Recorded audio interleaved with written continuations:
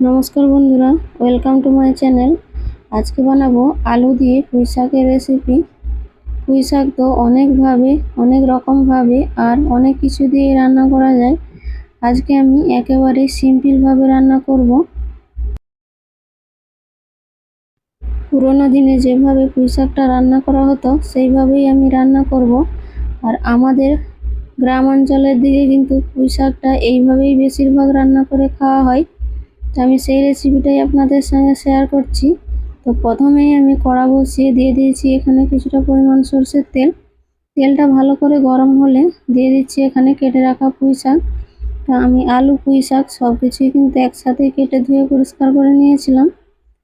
এবারে দিয়ে দিচ্ছি এখানে সামান্য পরিমাণে লবণ আর দিয়েছি সামান্য পরিমাণে হলুদের গুঁড়ো। এবারে ভালো করে এখানে মিশিয়ে নেব। গ্যাসের ফ্লেমটা এখানে মিডিয়াম রেখেছি। সব কিছুকে ভালো করে মিশিয়ে নিয়ে ঢাকা দিয়ে গ্যাসের ফ্লেমটা লো করে রেখে দেব 5 মিনিট মতো। 5 মিনিট পর ঢাকাটা খুলে নিয়েছি। ঢাকাটা খুলে নিয়ে এবারে আমি নাড়াচাড়া করে নিয়েছি। তো দেখতে পাচ্ছেন জলটা কিন্তু অনেকটাই বেরিয়েছে। এবারে জলটা আমি শুকিয়ে নেব আর সবজিগুলোকে একটু ভাজা ভাজা করে নেব। গ্যাসের ফ্লেমটা এখানে মিডিয়াম করে দেব। সবজিগুলো আমার ভালো করে ভাজা হয়ে গেছে। এবারে আমি এর মধ্যে কিছু মশলা দিয়ে দেব। দিয়ে দিচ্ছি এখানে প্রথমেই হলুদের গুঁড়ো হাফ চামচ মতো, দিয়ে দিচ্ছি এখানে লঙ্কার গুঁড়ো হাফ চামচ। ঝালটা আপনারা আপনাদের পরিমাণ মতো দিয়ে দেবেন। এবারে দিয়ে দিচ্ছি এখানে জল, যাতে মশলাগুলো না পুড়ে যায়। এবারে দিয়ে দিচ্ছি হাফ চামচ এখানে জিরের গুঁড়ো আর দিয়েছি এখানে ছোট চামচের 1 চামচ সরষের গুঁড়ো। আপনারা চাইলে এখানে বেটে ব্যবহার করতে পারেন। আগের যুগের মানুষরা কিন্তু সব কিছু শিলে বেটেই ব্যবহার করতো।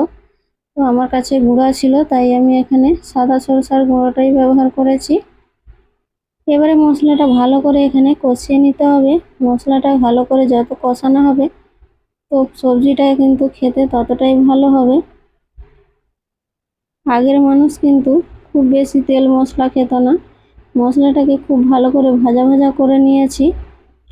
তো এইভাবে মশলাটাকে কিন্তু সুন্দর করে ভেজে নিতে হবে। তারপর দিয়ে দিচ্ছি এখানে জল।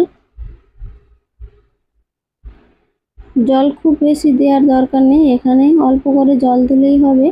আমি এখানে অল্প করেই জল দিয়েছি যাতে ডাঁটা আর আলুটা সিদ্ধ হয়ে যায়।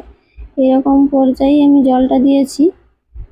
এবারে সব কিছুকে ভালো করে মিশিয়ে নেব। মিশিয়ে নিয়ে দিয়ে দিচ্ছি এখানে পরিমাণ মতো লবণ। লবণটা আমি আগেও ব্যবহার করেছি, তো এখানে অল্প করে দিয়ে দিলাম। তারপর ঢাকা দিয়ে গ্যাসের ফ্লেমটা মিডিয়াম করে কিছুক্ষণ রান্না করে নেব, ডাঁটা আর আলুটা সিদ্ধ হওয়া পর্যন্ত। 3-4 মিনিট মতো ঢাকা দিয়ে রেখে দিয়েছিলাম। এবারে ঢাকাটা খুলে নিয়েছি। এবার একটু নাড়াচাড়া করে নিচ্ছি। এবারে চেক করে নেব আলুগুলো সিদ্ধ হয়েছে কিনা। ডাঁটা আলু কিন্তু সুন্দরভাবে সিদ্ধ হয়ে গেছে। এবারে আমি এটাকে ঢেলে নেব। সবজিটা ঢেলে নিয়ে আবারও কড়াটা ধুয়ে বসিয়ে দেব। কড়াটা বসিয়ে দিয়েছি। এবারে দিয়ে দিচ্ছি সামান্য পরিমাণে সরষের তেল। তারপর দিয়ে দিচ্ছি এখানে মিডিয়াম সাইজের একটা পেঁয়াজ কুচি। এবার পেঁয়াজটাকে ভালো করে এখানে ভেজে নেব। পেঁয়াজটা ভালো করে ভেজে নিয়েছি। এবারে দিয়ে দিচ্ছি এখানে মিডিয়াম সাইজের 2টো টমেটো কুচি। টমেটো কুচিটা নাও এখানে ব্যবহার করতে পারেন, তবে ব্যবহার করলে কিন্তু খেতে সবজিটার আরও টেস্টটা অনেক বেড়ে যায়। তো আমি এখানে টমেটোটা দিয়েছি, আপনারা চাইলে স্কিপ করতে পারেন। টমেটোটা গলে যাওয়া পর্যন্ত ভালো করে ভেজে নিয়েছি। পেঁয়াজ টমেটো সম্পূর্ণভাবে গলে গিয়েছে। এবার যে সবজিটা ঢেলে রেখেছিলাম এবারে দিয়ে দিলাম। সবজিটা দিয়ে ভালো করে মিশিয়ে নেব। সব কিছুর সাথে আরও একবার ভালোভাবে মিশিয়ে নিয়ে গ্যাসের ফ্লেমটা মিডিয়াম করে 2 থেকে 3 মিনিট মতো এটাকে ফুটতে দিতে হবে। তো 2-3 মিনিট মতো সবজিটা ফুটিয়ে নেব, তাহলে কিন্তু সবজিটা একটু মাখা মাখা হয়ে যাবে। 2-3 মিনিট মতো ফুটিয়ে নিয়েছি। সবজিটার ঝোলটা কিন্তু অনেকটাই শুকিয়ে গেছে। এবারে আমি গ্যাসের ফ্লেমটা বন্ধ করে নামিয়ে নেব। আমার রান্নাটা পুরো কমপ্লিট হয়ে গেছে। তো আজকে রান্নাটা কেমন হয়েছে অবশ্যই কমেন্ট করে জানাবেন।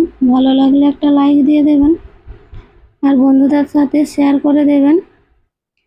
নতুন বন্ধু হয়ে থাকলে চ্যানেলটাকে সাবস্ক্রাইব করে আমার পাশে থাকবেন।